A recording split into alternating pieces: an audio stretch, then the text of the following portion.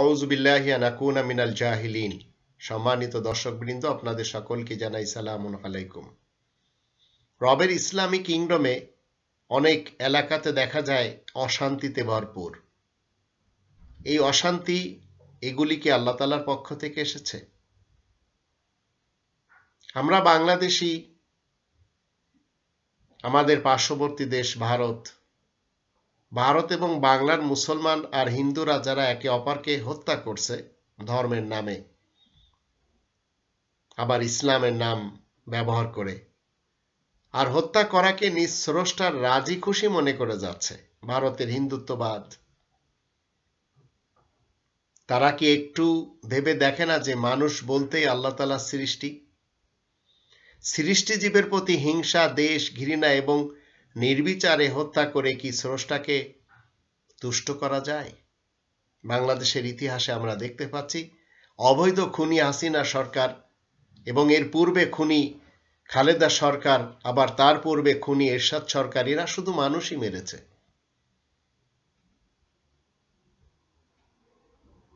আবার এরা সবাই রবকে সন্তুষ্ট করতে চায়, হজও করে, উমরাও করে, হাতে তসবিও নেয়, মাথায় টুপিও পরে, আবার নারীরা হিজাবও পরে, কোরআনও পড়ে, তাহাজ্জুদও পড়ে। মানুষ হত্যা করে স্রষ্টাকে তুষ্ট করা যায় কিনা? মানুষ যদি মানুষের প্রতি ঘৃণার, নৃশংসতার, বর্বরতার, পৃথিবীর শান্তি নষ্ট করে নিজেরা নিজেদের গদি টিকায়, তাহলে তার জন্য দায়ী কি আল্লাহ হবেন না মানুষ?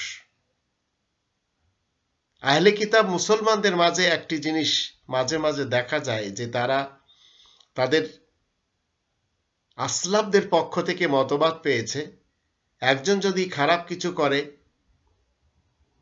কোরআন অমান্য করে জীবন কাটায়, তাহলে তাকে মেরে ফেলে দিতে হবে। আর এই কথাটি বুখারী সাহেব বলেছেন তার গ্রন্থে, মান বাদ্দালা দীনহু ফাকতুলুহু। আর এই কথাটি, যে দিন ইসলাম বদল দেবে তাকে হত্যা করা হবে, এটি জাকির নায়েক তার ভাষণে প্রচার করে বেড়াইছে।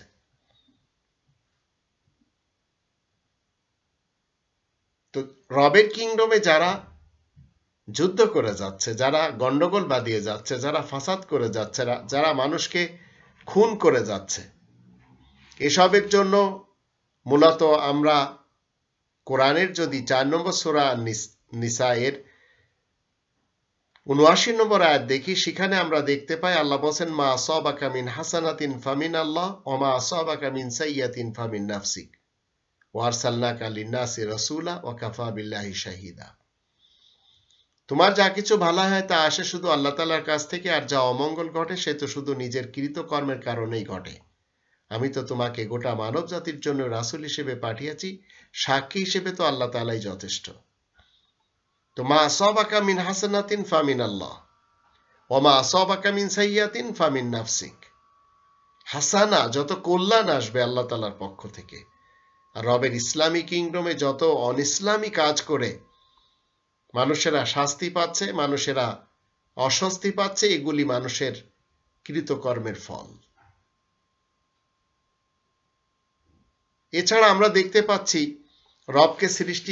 রবকে তুষ্ট করার জন্য মানুষ কত কিছু না করছে। কেউ নিজেদের বানানো দোয়া দরুদ পড়ছে যা কোরআনে নেই, কেউ কুলখানি করছে যার সম্মতি কোরআন দেয় না, কেউ ইসালে সওয়াব করছে যার সম্মতি কোরআন দেয় না,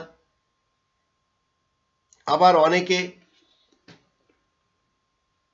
কোরআনখানি করে খতমে কোরআন পড়ায় জাহান্নামী ব্যক্তিকে জান্নাতি বানানোর কাজ করে যাচ্ছে, যা তাদের আসলাফ এবং ধর্মজীবী মৌলবীরা বলেছে। তো এই কুলখানি বলেন, কোরআনখানি বলেন, ইসালে সওয়াব বলেন, দরুদের মাহফিল বলেন, ধর্মের নামে মাহফিল বলেন, এগুলি করার জন্য কোরআন বলছে না। এখন ইরানে, ইরাকে, কুয়েতে যে যুদ্ধ হয়ে গেল, আফগানিস্তান, সিরিয়া, এসব জায়গায় যত যুদ্ধ হলো, আফগানিস্তান, রাশিয়া, আমেরিকা, ফিলিস্তিন, এই যে সমস্ত যুদ্ধগুলো হয়ে গেল, এইগুলি তো আল্লাহ তাআলা করার জন্য পৃথিবীতে আপনাকে আমাকে পাঠাননি।